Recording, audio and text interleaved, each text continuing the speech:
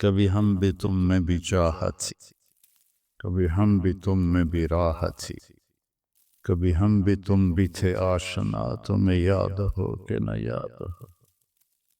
ہم سب کی زبانوں پر ایک بول تھا، یا رب محمد انصر امت محمد۔ غزہ کے لیے کتنی دعائیں ہو رہی ہیں، وہ کتنے معصوم بچے ذبح ہو گئے، کتنے بوڑھے جو شہید ہو گئے وہ تو مزے میں چلے گئے، لیکن جو زخمی ہو گئے، معذور ہو گئے، ماں باپ مر گئے، خیموں میں پڑے۔ اے امت محمد تمہیں بشارت، تمہارا رب تمہاری مدد کے لیے آگے۔ علماء کی کمی کوئی نہیں ہے، نہ مدارس کی کمی ہے، لیکن رجال کوئی نہیں ہے کہ ہم نے اس دنیا کو چھوڑنے سے پہلے ایسے لوگ تیار کرنے ہیں جن کا اللہ سے تعلق مضبوط ہو اور جن کا قرآن سے تعلق مضبوط ہو، جن کا اللہ کے نبی کے ساتھ تعلق مضبوط ہو۔ عائشہ، حفصہ جنہوں نے تمہیں بھیجا ہے، انہیں جا کے کہو کہ 3 دوست تھے جو ایک منزل کی طرف چلے، پہلا چلا وہ پہنچ گیا، دوسرا چلا وہ بھی پہنچ گیا، اب تیسرا راستے میں ان کی راہ پر چلے گا تو ان تک پہنچے گا، اگر اس سے ادھر ادھر ہوا تو بھٹک جائے گا۔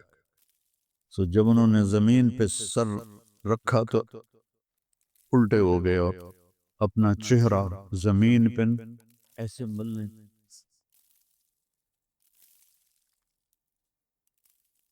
کہنے لگے وَيْلٌ لَكَ وَلِأُمِّكَ یا عمر إِن لَّمْ يَغْفِرْ لَكَ رَبُّكَ۔ میرا عاصم کہا کرتا تھا کہ بابا، اللہ کے اس نبی کے اس بول میں کتنی تسلی ہے،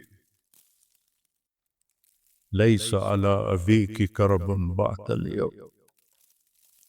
بیٹی آج تیرے باپ کے کرب کا آخری دن، آخری موت تک کی جنگ ہے اپنے آپ کے ساتھ۔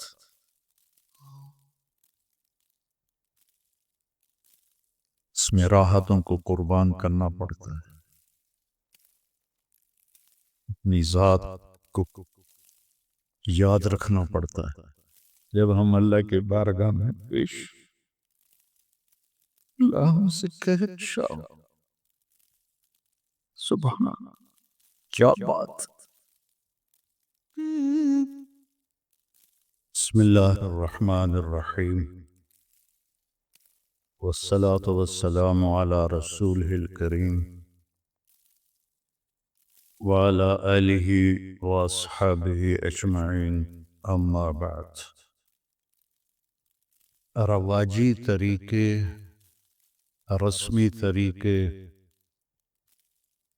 ان پر چلنا آسان ہوتا ہے، چل جو رہے ہوتے، لیکن نئے راستے تلاش کرنا، منزل کو متعین کرنا، پھر اس پر اپنے آپ کو کھپانا، یہ مشکل کام ہے، آسان نہیں ہے۔ انبیاء سب سے زیادہ مشکل میں ڈالے گئے کہ ما سمعنا بہذا فی آبائنا الاولین، یہ تم کیا بات کر رہے ہو، ہم نے تو پہلے کبھی نہیں سنی، ہمارے باپ دادے نے بھی یہ کبھی نہیں کیا، تو یہ تم وجدنا علیہا آباءنا لہا عابدین، ہمارے باپ دادا جو کر رہے تھے ہم وہی کریں گے، تم یہ کیا لے کر آ گئے ہو۔ تو وہ ایک اور جگہ آتا ہے اذا متنا وكنا ترابا وعظاما ائنا لمبعوثون او آباؤنا الاولون. یہ اگر آپ انبیاء کی تاریخ قرآن پاک سے دیکھیں تو ہر قوم یہی بات نبیوں سے کرتی رہی. اور دوسری، کیونکہ انبیاء کے ماننے والے کمزور لوگ پہلے ہوتے ہیں. وَمَا نَرَاكَ اتَّبَعَكَ إِلَّا الَّذِينَ هُمْ أَرَاذِلُنَا بَادِيَ الرَّأْيِ وَمَا نَرَىٰ لَنَا عَلَيْكُمْ مِنْ فَضْلٍ بَلْ نَظُنُّكُمْ كَاذِبِينَ. یہ کیا کمی کمین تمہارے ساتھ ہیں تو تیرے پیچھے چل کے ہمیں کیا ملے گا؟ جب عدی بن حاتم رضی اللہ تعالی عنہ اپنی بہن کی دعوت دینے پر مدینے پہنچے تو آپ کو دیکھا ایک گلی میں ایک عورت نے آپ کا ہاتھ پکڑا ہوا تھا اور آپ سے باتیں کر رہی تھی. تو کہنے لگے یہ تو میرے دل میں آ گیا کہ یہ بادشاہ نہیں ہے. بادشاہ ہوتا تو یہ اس طرح گلی میں ایک عورت اس کا ہاتھ پکڑ کے نہ کھڑی ہوتی. آپ سے ملا، آپ اس کو لے کر آئے اور اپنا سرہانہ پیش کیا، اس کو سرانے پہ بٹھایا، خود نیچے بیٹھے. کہنے کہ پھر یہ دوسری بات میرے ذہن میں آئی کہ یہ بادشاہ نہیں ہے. بادشاہ ہوتا تو نیچے نہ بیٹھتا. تو آپ نے دعوت دی تو انہوں نے کہا انی علی دین، میں بھی ایک دین والا ہوں. تو آپ نے فرمایا لعلک یمنعک من الدخول فیہ انک تراہ اتبعہ ضعفۃ من الناس ومن لا قدرۃ لہم وقد رمتہم العرب. سمجھ گئے نا؟ یہ پتہ نہیں کتنے سالوں کے بعد میں یہ حدیث میرے ذہن میں آئی ہے، تو عربی ٹھیک پڑھی ہے میں نے اس کی. ہاں اچھا. تو وہ خاموش ہو گئے.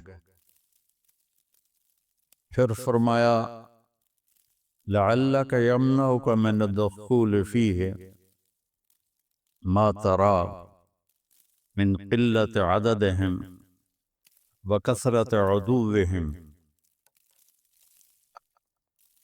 ولعلك يمنعك من الدخول فيه أنك ترى أن السلطان في غيرهم. تو عدی کہنے لگے میں تو ہل گیا کہ یہی باتیں میرے اندر تھیں، کیونکہ اس نے کسری اور قیصر کے جاہ و جلال دیکھے تھے، اور کسری بھی خسرو پرویز جس جیسے بادشاہ دنیا میں بہت کم آئے. تو پھر آپ نے فرمایا کہ عدی واللہ، پہلے کہنے لگے ارأیت الحیرہ، کہنے لگے دیکھا تو نہیں سنا ہے. فرمانے لگے تخرج الضعینۃ منہا فی حلیہا وحللہا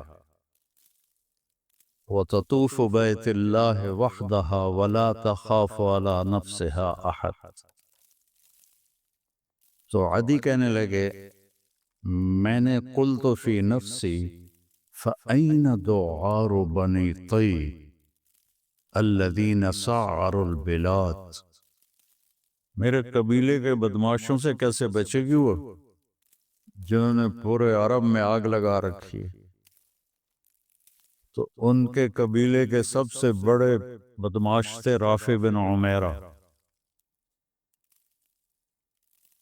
تو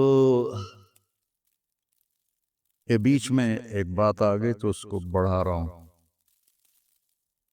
جب یرموک کے میدان میں خالد ابن ولید رضی اللہ تعالی عنہ نے فرمایا کہ باہان جو ان کا امیر تھا رومی فوج کا، اس نے کہا کہ 9 دن یہ جنگ چلتی رہی تھی، 9ویں دن فیصلہ ہوا تھا کہ آج ایسا کرو تم عرب نکلو، غساسنہ اور تغلب یہ 2 قبیلے عرب میں محروم رہے اسلام سے، بنو تغلب اور بنو غسان۔ تو تم ان کے مقابلے میں جاؤ، لوہا لوہے کو کاٹے۔ تو حضرت خالد ابن ولید کو پتہ چلا تو انہوں نے فرمایا بھئی مجھے 60 آدمی دے دو، میں ان کا مقابلہ، پہلے 30 کہا۔ تو ابو سفیان فرمانے لگے کہ اجد ام حزل، تو کہنے لگے جبار فی الجاہلیہ و خوار فی الاسلام۔ تو وہ کہنے لگے یہ خواری اور جباری کی بات نہیں ہے، دانش مندی کی بات کر رہا ہوں کہ بہت فرق ہے، تم نے زیادہ ہی جذبہ جوش دکھانا ہے تو 60 تو کرو۔ اب ابو سفیان کہہ رہا ہے 60 تو کرو۔ تو ابو عبیدہ کہنے لگے کہ وہ امیر تھے، کہنے لگے یہ ابو سفیان ٹھیک کہہ رہا ہے، 60 ہونے چاہیے کم از کم، کن لوگوں کا انتخاب کرو گے؟ یہ تمہارے ذمہ ہے۔ کم اس لشکر میں ایسے لوگوں کو جانتا ہوں کہ جب وہ اللہ کے سامنے ایسے ہاتھ اٹھاتے ہیں تو ان کے ہاتھ کبھی خالی نہیں آتے۔ تو انہوں نے فرمایا پھر چن لو۔ تو انہوں نے سب سے جو پہلا نام لیا وہ تھا این فضل بن العباس، اور دوسرا نام لیا این عمرو التمیمی، اور تیسرا نام لیا این رافع بن عمیرہ الطائی، جو بنو طے کا سب سے بڑا بدماش تھا۔ اس کے بارے میں خالد بن ولید یہ فرما رہے ہیں کہ یہ ان لوگوں میں سے ہے جب ایسے کرتا ہے خالی نہیں، کبھی ہم بھی تم میں بھی چاہت تھی، کبھی ہم بھی تم میں بھی راحت تھی، کبھی ہم بھی تم بھی تھے آشنا، تمہیں یاد ہو کہ نہ یاد ہو۔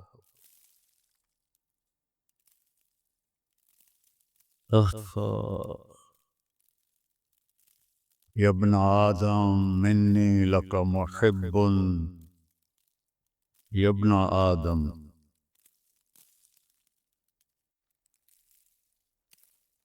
یا ایھا الذین آمنوا نہیں، یا ابن آدم انی لک محب فبحقی علیک کن لی محب۔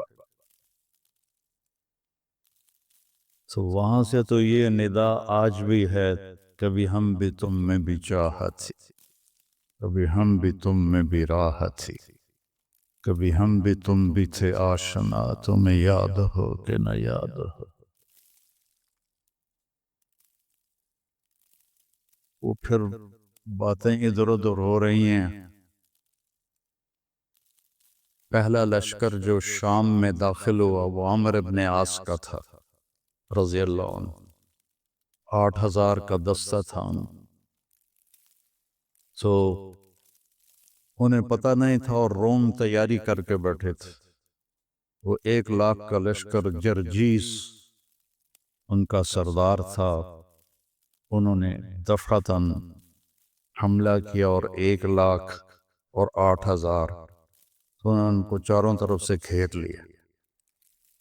تو واصلہ بن اسقع رضی اللہ تعالیٰ عنہ یہ اصحاب صفہ میں سے تھے پہلے۔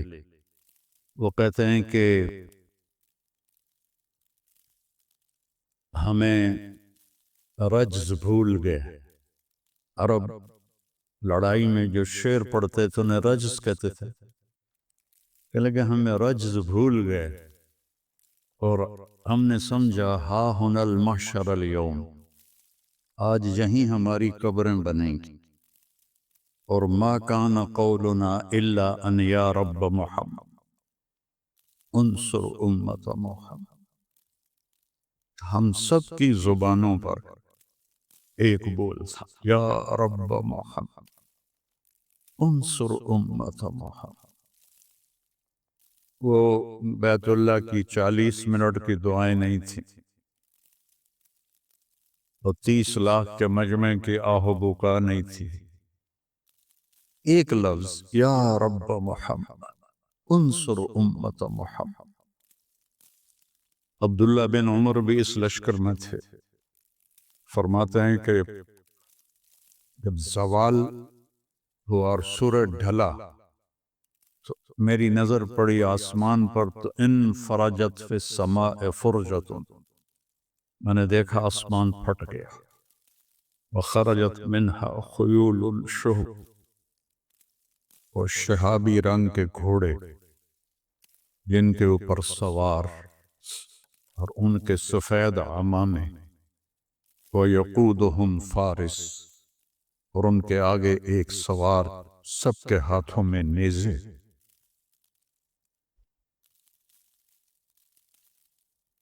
اور وہ کہہ رہا تھا ابشروا یا امت محمد فقد اتاکم اللہ بالنصر۔ غزہ کے لیے کتنی دعائیں ہو رہی ہیں،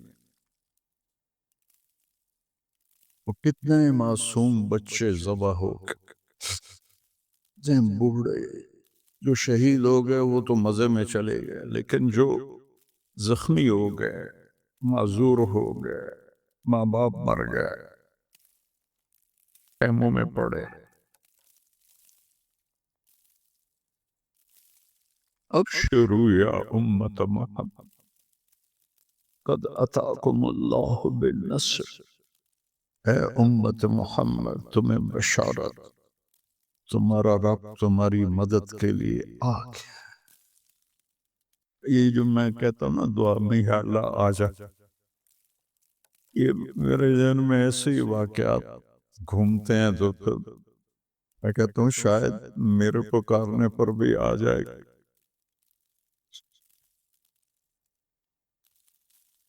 اس کے بغیر تو کام نہیں چلے۔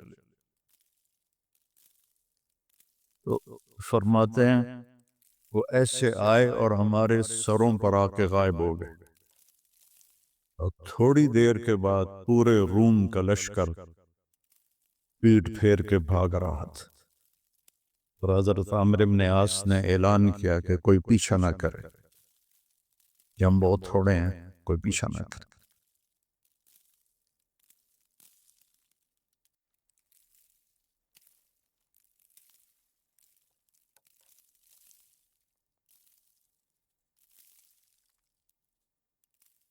سے ہمیں یہ کہ تیرے مار کا آ رہا ہوں، کشتیوں میں کبھی لڑتے کبھی دریاؤں میں، دی اذانیں کبھی یورپ کے کلیساؤں میں، کبھی افریقہ کے تپتے ہوئے صحراؤں میں، شان آنکھوں میں نجچتی تھی جہانداروں، کلمہ پڑھتے تھے ہم چھاؤں میں تلواروں، تجھ سے سرکش ہوا کوئی تو بگڑ جاتے تھے، تیغ کیا چیز ہم توپ سے لڑ جاتے تھے، نقش توحید کا ہر دل پہ بٹھایا ہم نے، زیر خنجر بھی یہ پیغام سنایا ہم، دشت و دشت ہیں دریا بھی نہ چھوڑے ہم نے، بحر ظلمات میں دوڑا دیے کوڑے ہم۔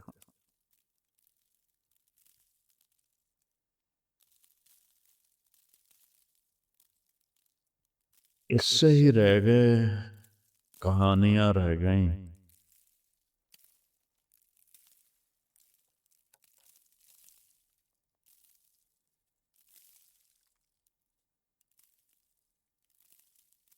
تو عدی بن حاتم فرمانے لگے میرے دل میں آیا این دوغار بنی طیب الذین ساعروا البلاد، تو پھر یہ بتا رہا ہوں کہ وہ دوغار کیسا بنا۔ ایک واقعہ اور یاد آ گیا، جب یرموک میں سارے اکٹھے ہو گئے روم، تو حضرت خالد اور ایاز بن غنم یہ عراق میں لڑ رہے تھے، دو لشکر۔ تو حضرت ابوبکر صدیق نے خالد بن ولید سے فرمایا کہ تم فوراً شام پہنچو اور وہاں لشکر کی کمان سنبھال۔ تو ایک صحرا تھا، ایک ہفتے کا سفر، دوسرا راستہ جو تھا چلتا ہوا وہ 21 دن کا تھا۔ تو خالد بن ولید نے فرمایا کہ میں صحرا پار کروں گا۔ تو سب نے کہا ہلاک ہو جائیں گے۔ کہنے لگے جس لشکر میں رافع ابن عمیرہ ہو وہ ہلاک نہیں ہو، جس لشکر میں رافع ابن عمیرہ ہو وہ ہلاک نہیں۔ پار کر گئے۔ پھر آپ نے فرمایا یا عدی واللہ لتفتحن کنوز کسریٰ۔ تو عدی نے تو کسریٰ کا جاہ و جلال دیکھا تھا اور مدینے کے فقراء دیکھ رہا تھا، صحاب صفہ، تو وہ ہضم نہ ہوا۔ یعنی کہ اکسریٰ بن ہرمز، کس کسریٰ کی بات کر رہے ہو؟ روٹی کے ٹکڑے کو بھی کسریٰ کہتے ہیں۔ کس کی بات کر رہے ہو؟ اکسریٰ بن ہرمز، ہرمز کا بیٹا کسریٰ؟ آپ نے کہا ہاں نعم کسریٰ بن ہرمز وانت منہم، تو ان میں ہوگا جو فتح کریں گے۔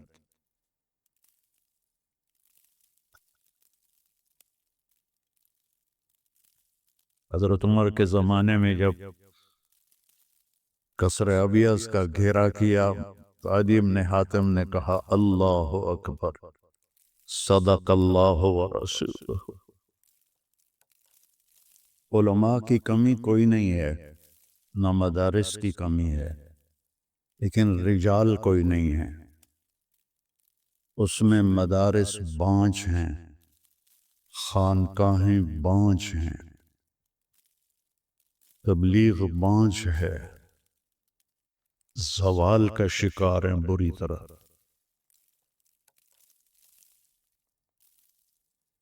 تو ایک ڈیوٹی سمجھ کے کرنا کہ مجھے سبق پڑھانا ہے،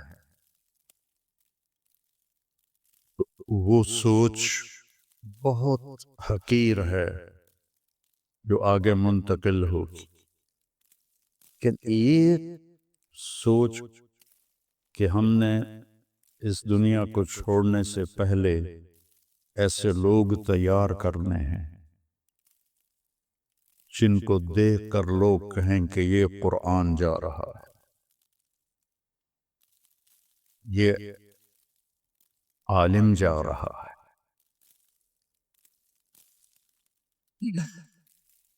اب یہ اللہ کی مدد کے بغیر تو ہو نہیں سکتا۔ ایسا تو نہیں ہے کہ ہمارے پاس کوئی ایسے سکرو ہیں، مشین ہے جس سے ہم ایسے نسل تیار کر لیں گے۔ یہ تو سراسر یہدی من یشاء ہے، جس کو چاہے وہ ہدایت دیتا ہے۔ آپ سب خوش قسمت ہیں، آپ کے اساتذہ، کہ اللہ نے آپ کو ایک انتہائی اعلیٰ ترین مصروفیت عطا فرمائی۔ مدارسۃ العلم ساعۃ خیر من احیاء لیلۃ القدر عند الحجر الاسود، یہ بھی آج کوئی 20 سال بعد یاد آئی۔ مدارست العلم ساعتا، ابو ہریرہ کی روایت، خیر من احیاء لیلۃ القدر عند الحجر الاسود۔ اتنی بڑی محنت میں اللہ نے لگایا ہے، آپ خوش قسمت ہیں۔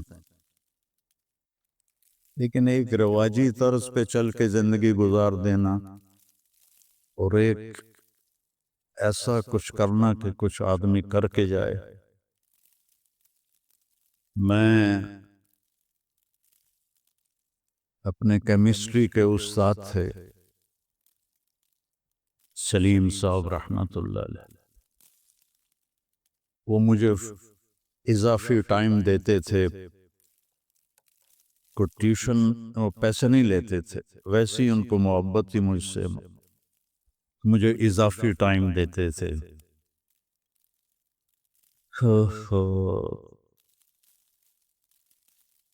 تو اس دن میں نے ہلکے سبز رنگ کی پتلون پہنی ہوئی تھی، اور اوپر جو شرٹ تھی میری وہ بھی ہلکے سبز رنگ کی تھی، اس پر نقش و نگار تھے، اور یہ بھورے رنگ کی میرے ہاتھ میں تھی ڈائری لکھنے، نوٹس لکھنے کے۔ تو چونکہ مجھے پڑھنے کا شوق نہیں تھا، تو وہ ماں باپ بھی پیچھے لگے ہوئے تھے، ان کا تعلق تھا والدین سے، تو لہذا وہ بھی، تو غالباً وہ مجھے ترغیب دے رہے تھے کہ پڑھیا کر، ڈاکٹر بن۔ تو میں اٹھ رہا تھا، تو اٹھتے اٹھتے میں وہاں تک پہنچا جہاں یہ کیمرہ ہے، تو میں نے پیچھے مڑ کے کہا استاد جی، سر، ان تو سر کہتے تھے، سر دنیا میں ایک دفعہ آئے ہیں، کوئی ایسا کام کر کے جائیں کہ دنیا یاد رکھے۔ مطلب ڈاکٹر تو بہت پھر رہے ہیں۔ تو ان دنوں راشد منہاس تھے ایک پائلٹ، جنہوں نے وہ بنگالی 71 میں طیارے کو اغوا کر کے لے جا رہا تھا، تو انہوں نے اس کے پر جمپ مارا، تو وہ طیارہ گرا، وہ شہید ہو گئے، تو ان کو نشان حیدر ملا۔ 21-22 سال ان کی عمر تھی۔ تو وہ پنجابی میں کہنے لگے، اوے راشد منہاس کوئی کوئی ہوندا ہے، یہ ان کا لہجہ تھا، اے راشد منہاس کوئی کوئی ہوندا ہے۔ تو میں ایک دم مایوسی میں چلا گیا، انگریز تو ٹھیک کہہ رہا ہے، میرا تو کام گانے سننا، فلمیں دیکھنا، فضولیات لایانی، تو راشد منہاس تو کوئی کوئی ہوتا ہے۔ تو اللہ تعالیٰ میں پتہ نہیں کسی کی دعا لگی یا اللہ نے اپنا فضل فرمایا، اسی کا فضل ہے، اللہ تعالیٰ نے ایسا میرے ساتھ نظام چلایا، میں قیامت تک بھی سجدے میں پڑا رہوں تو اس کا حق ادا نہیں ہو سکتا۔ ہم نے ایک نسل تیار کرنی ہے جن کا اللہ سے تعلق مضبوط ہو، اور ان کا قرآن سے تعلق مضبوط ہو، ان کا اللہ کے نبی کے ساتھ تعلق مضبوط ہو، جو قرآن پر اپنا زور لگانے والے ہوں۔ بلاد ہند میں قرآن پر بہت زیادتی ہوئی، صرف فقہ، قرآن تبرکن ہوتا ہے، حدیث بھی تحنیف کے لیے ہوتی ہے، وہ بھی تبرکن ہوتی ہیں، وہ لوگ وہ نوجوان جو اللہ کے سامنے کھڑے ہوں تو اللہ بھی کہے اور خدا بندے سے خود پوچھے بتا تیری رضا کیا ہے، میرا بندہ بول کیا چاہتا ہے، لوگوں کو ہدایت کے نشان بنا کے چھوڑے۔ مولوی بنانا کیا مشکل، ہم سارے مولوی بیٹھے، ہم سارے مولوی بیٹھے، لیکن کوئی نسل تیار کرنا، اس کے لیے فالتو کام کرنا پڑتا ہے۔ جو گاما پہلوان تھا غلام محمد، اس کا قد تھا 5 فٹ 8 انچ، اور 6 فٹ کے پہلوانوں کو اٹھا کے ایسے پھینکتا تھا جیسے کوئی تن کا اٹھا کے پھینک دیا۔ 400 کشتیاں لڑیں، ایک میں شکست نہیں کھائی، 400 کشتیوں میں ایک میں۔ 5000 وہ ڈنڈ نکالتا تھا، اور 5000 وہ بیٹھ کے نکالتا تھا، اور 3000 ڈنڈ نکالتا تھا کمر پہ وزن رکھ کے۔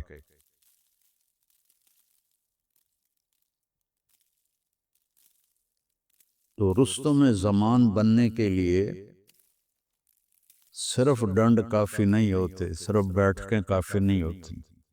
7 کلو بادام روزانہ کھاتا تھا، 5 مرغیاں روزانہ کھاتا تھا، 10 سیر دودھ روزانہ پیتا تھا، اور تہجد کا پابند تھا، نمازوں کا پابند تھا۔ امرتسر کا تھا، تقسیم کے بعد لاہور آ گیا۔ ایک یعنی اس کی برداشت کیسی تھی، ایک سبزی والے سے سبزی لینے لگا تو وہ کوئی بھاؤ تاؤ میں کمی بیشی کی بات ہوئی تو اس نے وہ ہوتا ہے نا وہ جو تولنے کے لیے جو باٹ رکھے ہوتے ہیں، اس نے اٹھا کے گاؤں میں مارا، اس کے یہاں لگا، خون نکل آیا، تو اس نے پگڑی کھول کے وہ اس کو بل دے کے نا بند کر دیا اور چل پڑا۔ تو لوگوں نے کہا پہلوان جی رستم زمان اے ماڑا جا بندہ، تجھے پھوک مارو کہ اڑ جائے۔ کہنے لگے یہ رستم زمانی جو ہے نا، یہ برداشت سے سیکھی ہے، ایسے نہیں سیکھی، یہ برداشت سے سیکھی۔ اور مجھے نہیں بلکہ پورے ماحول میں یہ بات ہے کہ مولوی غصے والے ہوتے ہیں، مدرسے کے طلبہ برداشت سے عاری ہوتے ہیں اور اخلاق سے عاری ہوتے ہیں۔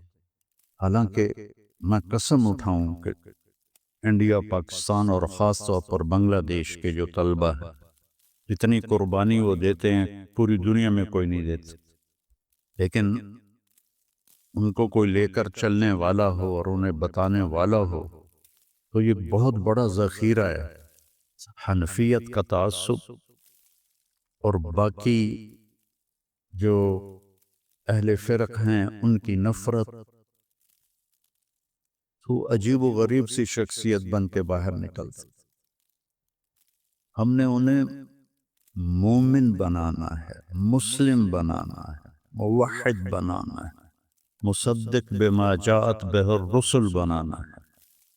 ہاں ہماری ترجیحات میں ابو حنیفہ ہیں رحمہ اللہ تعالی، اس کی جو تعبیر اہل دیوبند نے کی ہے اس کو ہم زیادہ صحیح سمجھتے ہیں، لیکن باقیوں کے لیے نفرت پالنا، باقیوں کے لیے بغض پالنا، باقیوں کے لیے حقارت پالنا، تو پھر ہم نے کچھ بھی نہیں سیکھا۔ اور پھر اللہ نے ہمیں دعوت کی نسبت دی ہے۔ داعی تو کام ہی ہے کہ حقیر سے حقیر کو سینے سے لگا، بڑے سے بڑے مجرم کو سینے سے لگانا. قولا لہ قولا لینا لعلہ یتذکر او یخشی. کیا بات اللہ کر رہا ہے کلیم جیسی ہستی سے جس کے سامنے والے کے بارے میں اللہ کو پتہ ہے ایمان نہیں لائے گا. قولا لہ قولا لینا فبما رحمت من اللہ لنت لهم ولو كنت فظا.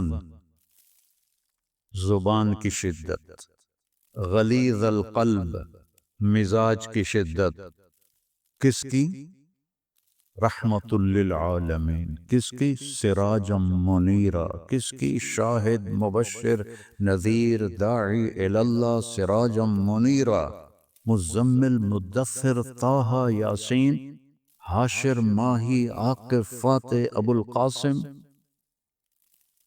لیکون للناس نذیرا.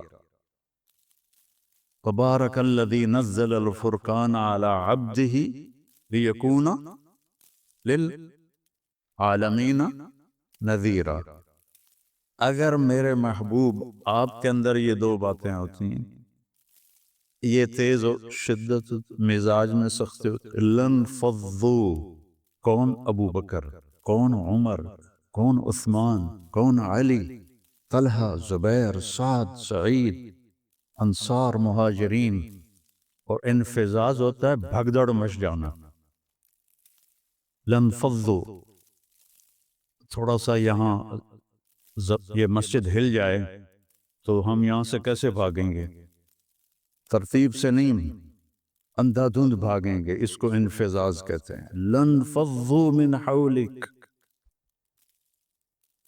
سو میرے عزیزو، ایک نسل اللہ سے مانگو. ہم جائیں تو ایک نسل چھوڑ کے جائیں.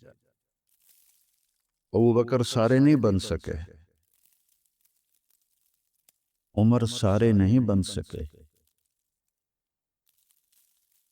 زیادہ کرنا پڑتا ہے، پھر جا کر اللہ ایسے مقام عطا فرماتا ہے.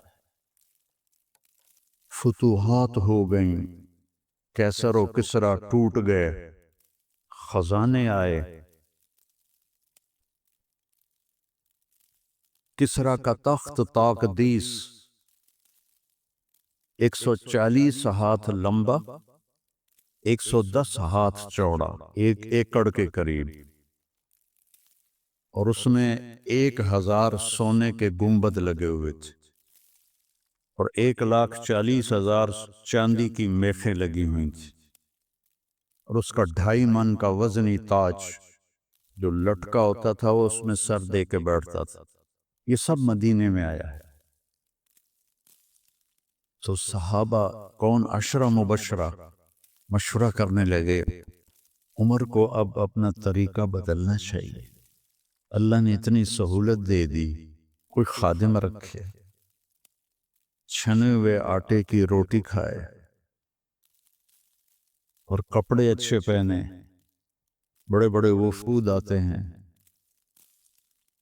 تو حضرت علی کہنے لگے جو مرضی کر لو، مانے گا کوئی نہیں. کہنے لگے نہیں، بات تو کرنی چاہیے. کہ کون بات کرے؟ کہا حفصہ اور عائشہ رضی اللہ عنہ ایک بیٹی ہیں اور ازواج مطہرات میں سے ہیں، دوسری محبوب بے رسول ہیں. تو ان دونوں کو تیار کیا گیا، یہ دونوں تشریف لائیں. تو حضرت عمر گنجے ہو گئے تھے، آخر وہ لیٹے ہوئے تھے، اٹھ کے بیٹھ گئے. تو حضرت عائشہ متکلم بنی کہ امیر المومنین آپ سے ایک بات کرنی ہے. کہو. اللہ تعالیٰ نے ہمارے نبی کے دور میں دنیا نہ بھیجی، نہ انہوں نے دنیا کا ارادہ کیا، وہ ایسے ہی چلے گئے. میرے باپ کا زمانہ آیا، اللہ نے دنیا نہ بھیجی، نہ انہوں نے ارادہ کیا، تو وہ بھی ویسے ہی چلے گئے. اب اللہ تعالیٰ نے آپ پر دنیا کے دروازے کھول دیے ہیں، فتوحات کے دروازے کھول دیے ہیں۔ اب آپ اپنے اوپر رحم کریں، ارفق بنفسک، اچھا کھانا کھائیں، چھنے ہوئے آٹے کی روٹی کھائیں، اچھا کپڑا پہنیں۔ بڑے بڑے وفود آتے ہیں آپ سے ملنے کے لیے، اور اپنے لیے کوئی خادم رکھیں جو آپ کی خدمت کرے۔ آپ کی عمر کا بھی تقاضا ہے۔ حضرت عمر کا رنگ ایسے بدل رہا۔ جب حضرت عائشہ نے بات ختم کی تو کہنے لگے مجھے بتاؤ تمہیں کس نے بھیجا ہے؟ کہنے لگی کوئی ہاں نہ کرو گے تو ہم بتائیں گے، ویسے تو نہیں بتائیں گے۔ فرمانے لگے اگر مجھے بتا دو نا تو میں مار مار کے ان کے چہرے لہو لہان کر دوں۔ تو پھر وہ رو پڑے، پھر کہنے لگے حفصہ تو گھر والی ہے نا؟ اب بتا، اللہ کے نبی نے دن میں کبھی 2 دفعہ کھانا کھایا؟ صبح کھایا تو شام نہیں کھایا، شام کھایا تو صبح نہیں کھایا۔ کہنے لگے اللہم نعم۔ کیا تجھے یاد ہے تیرے گھر میں نبی کا بستر کیا تھا؟ ایک بوریا تھا جس کو تو دوہرا کر کے بچھاتی تھی۔ ایک رات تو نے اس کی ایک تہ اور لگا دی تو آپ نے پوچھا حفصہ میرا بستر بدل دیا ہے؟ کہ نہیں یا رسول اللہ، وہی ہے، ایک تہ اور لگا دی تاکہ آپ کے لیے نرم ہو جائے۔ کہ اسے واپس اسی طرح کر دے، مجھے رات کو اٹھنے میں مشکل پیش آئی۔ حفصہ تجھے یاد ہے ایک دفعہ تو نے کھانا ایک تپائی پہ رکھ کے دیا تھا تو اللہ کے نبی نے اٹھا کے زمین پہ رکھا تھا اور فرمایا تھا میں جیسے غلام کھاتے ہیں میں ایسے کھاؤں گا۔ اور تجھے یاد ہے اللہ کے نبی کے پاس ایک ہی جوڑا ہوتا تھا اور اس کو خود دھوتے تھے، اور بلال آ کر کہتے تھے کہ یا رسول اللہ الصلاۃ، تو آپ فرماتے تھے بلال میرے کپڑے خشک نہیں ہو۔ نماز لیٹ ہو جاتی تھی کہ دوسرا جوڑا نہیں ہوتا تھا۔ کہنے لگے جی ہاں۔ کیا تجھے یاد ہے کہ ایک دفعہ جوڑا بھی نہیں تھا اور آپ نے ایک انصاری عورت سے چادر منگوائی تھی اور وہ لپیٹ کر جا کے نماز پڑھائی تھی، وہ تمہیں یاد ہے؟ کہنے لگے جی ہاں۔ ساروں قطار رونے لگے۔ فرمایا عائشہ حفصہ جنہوں نے تمہیں بھیجا ہے انہیں جا کے کہو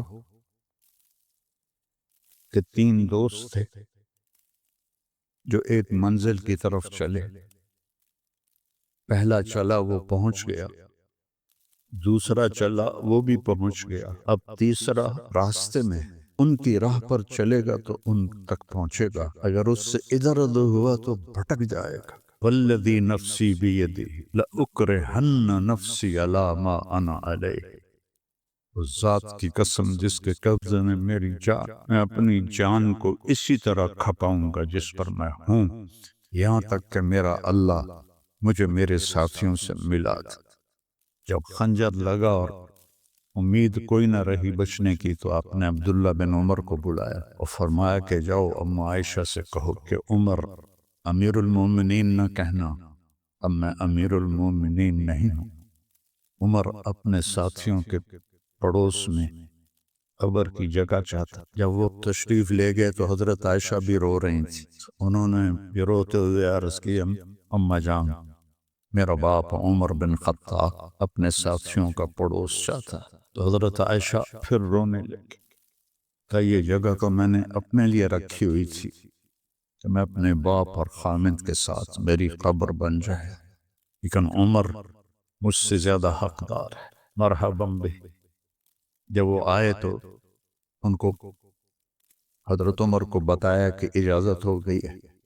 کہا نہیں بیٹا ہو سکتا ہے میرے شرم میں اجازت دی ہو، جب میں مر جاؤں اور میرا جنازہ لے کے دروازے پر پہنچو تو دروازہ پر جنازہ رکھ دینا اور پھر اندر جا کے دوبارہ اجازت لینا۔ اس وقت اجازت ملے تو اندر لے جانا، ورنہ مجھے بقی میں دفن کر دے۔ تو حضرت علی اور حضرت حسن آئے تو گھبراہٹ دیکھی۔ حضرت علی نے فرمایا موت سے ڈر گئے ہو؟ تو سنو، نہیں، موت سے نہیں، ما بعد الموت سے ڈر رہا۔ کون ہے؟ لو کان بعدی نبی لکان، بول، لکان عمر۔ کہہ رہے موت نہیں، موت کے بعد سے ڈر رہا۔ تو حضرت علی نے فرمایا نہ ڈرو، میں گواہی دیتا ہوں، میں نے اپنے نبی سے سنا کہ سیدہ کہول اہل الجنت ابو بکر و عمر۔ تو حضرت عمر کہنے لگے حشر کے دن گواہی دو؟ فرمایا میں بھی دوں گا، میرا بیٹا حسن بھی دے گا۔ اس ساتھ وہ تشریف لے گئے، پیچھے موت کے آثار نظر آئے تو ان کا گود میں سر تھا بیٹے کی، عبداللہ بن عمر کی۔ تو کہنے لگے ضعنی علی الارض، مجھے زمین پر ڈال دو۔ تو ان کا دل نہیں مانا تو انہوں نے پنڈلی پہ سر رکھ دیا۔ کہنے لگے وے حق، تیرا ناس ہو، سنتے نہیں ہو کیا کہہ رہا ہوں، زمین پر ڈال۔ آپ مسجد میں داخل ہوئے، آپ کے دائیں طرف ابو بکر تھے، بائیں طرف عمر تھے۔ آپ نے فرمایا ہمیں دیکھ رہے ہو؟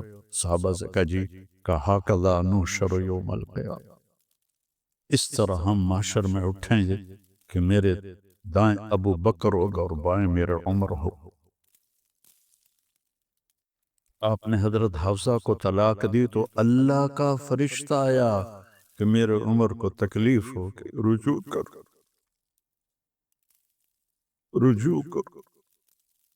اپنے نبی کی منشا کے خلاف اللہ نے فیصلہ دیا کہ میرے عمر کو تکلیف ہو کہ رجوع کرو، تو آپ نے رجوع فرمایا۔ تو جب انہوں نے زمین پہ سر رکھا تو الٹے ہو گئے اور اپنا چہرہ زمین پہ ایسے ملنے لگے، کہنے لگے ویل لک ولأمک یا عمر ان لم یغفر لک ربک، ویل لک ولأمک یا عمر ان لم یغفر لک ربک، ویل لک ولأمک یا عمر ان لم یغفر لک ربک۔ یہی کہتے کہتے جان نکل گئی تو برٹن رسل نے کہا، جو ایک دہریہ تھا، انگریز مفکر، اگر ایک عمر اور ہوتا تو پوری دنیا میں اسلام ہو پھیل جاتا۔ اور سارے صحابہ مرید تھے اور یہ مراد تھے۔ عز الاسلام بأحد العمرین وبعمر ابن الخطاب خاصۃ۔ بدھ کی رات کو دعا مانگی، جمعرات کی رات کو بدھ والے دن، جمعرات کو حضرت عمر کو اللہ نے ایمان کی دولت نصیب فرمائی اور وہ اس حال میں جا رہے ہیں۔ حضرت صہیب نے جنازہ پڑھایا، در و دیوار مدینے کے رو رہے تھے، صرف مرد عورت نہیں، بچے بھی، اور جنازے کو حضرت عائشہ کے دروازے کے سامنے رکھا گیا۔ حضرت عبداللہ نے دروازہ کھٹکھٹایا اور کہا اماں جان، میرا باپ عمر اندر آنے کی اجازت چاہتا۔ حضرت عائشہ نے اپنی چادر اٹھائی کہ مرحبا بعمر۔ جب ان کی قبر کھودی جا رہی تھی تو حضرت عبداللہ بن عباس کہتے ہیں کہ میرے کندھے پر کسی نے ہاتھ رکھا، میں نے پیچھے مڑ کے دیکھا تو علی تھے علیہ السلام، اور رو رہے تھے اور کہہ رہے تھے عمر مجھے پتا تھا اس جگہ تیرے سوا کوئی نہیں آ سکتا، کہ میں نے ایک دفعہ نہیں پتہ نہیں کتنی دفعہ سنا، دخلت انا و ابو بکر و عمر، خرجت انا و ابو بکر و عمر، جلست انا و ابو بکر و عمر۔ اتنی دفعہ تیرے نام کو اپنے نام کے ساتھ لیا، میرے ان کانوں نے سنا، مجھے پتا تھا یہیں آئے گا، یہیں آئے گا۔ صحابہ تو سارے معزز و محترم ہیں، لیکن جنہوں نے اپنے آپ کو کچھ کھپایا وہ پھر آج ہم ان کا ذکر کر کے رو رہے ہیں، آنکھیں اشک بار۔ رواجی کام کرنا ہے تو مسئلہ ہی کوئی نہیں، لیکن اگر کسی منزل تک خود بھی پہنچنا ہے، اوروں کو بھی پہنچانا ہے، چونکہ جب آدمی دوسروں پر محنت کر رہا ہوتا ہے تو عام طور پر اپنی طرف سے نظر ہٹ جاتی ہے، فلاں بچے کی یہ شکایت ہے، فلاں بچے کی یہ شکایت ہے، فلاں بچے کی یہ کمی ہے، فلاں بچے کی یہ کمی ہے۔ اب یہ ایک انتظامی چیز ہے، اس کو کرنا پڑتا ہے، لیکن آدمی اپنی کمیاں بھول جاتا ہے۔ ابن سیرین کے حسن بصری کا قول ہے کہ میں نے 70 صحابہ کی صحبت اٹھائی، لوگ نے اوپر نفاق کا ڈر رکھتے تھے، نافق حنظلہ، نافق حنظلہ۔ سو میرے عزیزو، مجھے سمجھ میں نہیں آ رہا کہ میں کس طرح وہ بات آپ کے سامنے پیش کروں جو میں کہنا چاہتا ہوں۔ ایک دفعہ زندگی ملی ہے، میرا عاصم کہا کرتا تھا کہ بابا اللہ کے اس نبی کے اس بول میں کتنی تسلی ہے، لیس علی ابیک کرب بعد الیوم، بیٹی آج تیرے باپ کے کرب کا آخری دن ہے، آخری موت تک کی جنگ ہے اپنے آپ کے ساتھ۔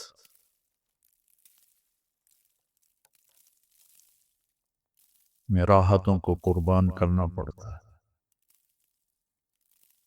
اپنی ذات کو یاد رکھنا پڑتا ہے۔ اتنے مولوی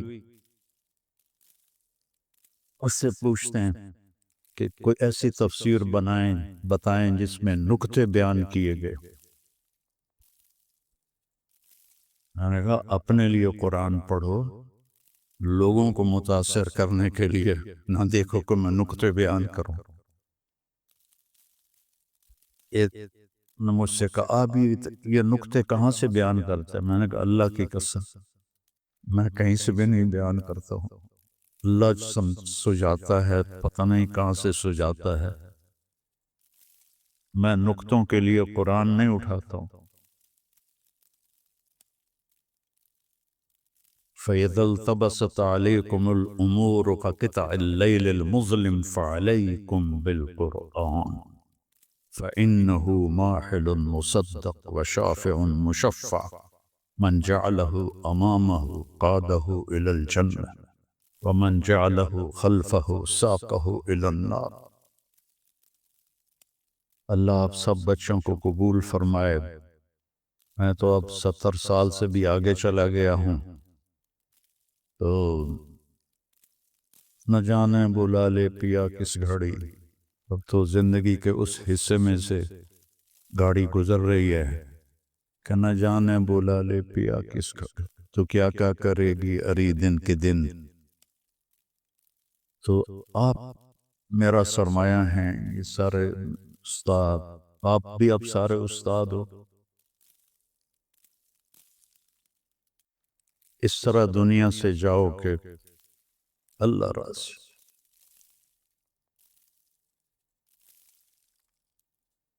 محمد علی جناح کے بارے میں بہت رحمت اللہ علیہ،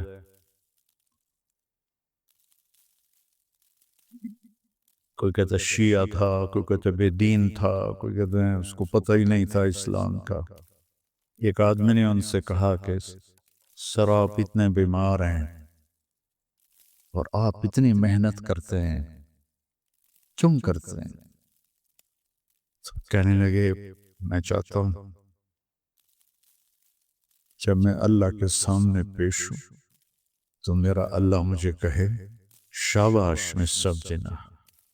انہوں نے تو انگریزی میں کہا کہ اللہ مجھے کہے ویل ڈن مسٹر جناح، جناح شاباش۔ جب ہم اللہ کی بارگاہ میں پیش، اللہ ہم سے کہے شاباش، سبحان، کیا بات!